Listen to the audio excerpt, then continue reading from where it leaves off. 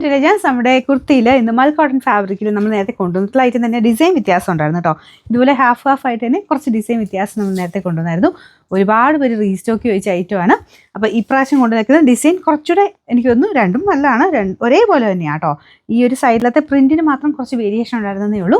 നല്ല ഐറ്റം, നമുക്ക് സ്ഥിരം ഉപയോഗക്കാർക്ക് അടിപൊളിയായിട്ടുള്ള പാറ്റേണാണ്. സെയിം സൈസ് തന്നെ മതി.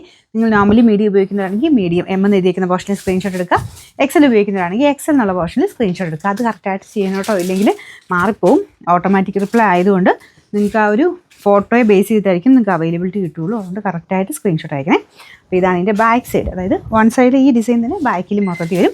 അത്യാവശ്യം കട്ടിയുള്ള ഫാബ്രിക് കേട്ടോ, മൽക്കോട്ടൻ എന്ന് പറഞ്ഞാൽ അറിയാമല്ലോ, അത്യാവശ്യം കട്ടിയുണ്ട്. ലൈനിങ്ങിൻ്റെ ആവശ്യമൊന്നുമില്ല, നേരിലിരിക്കുന്ന പ്രശ്നമൊന്നുമില്ല കേട്ടോ.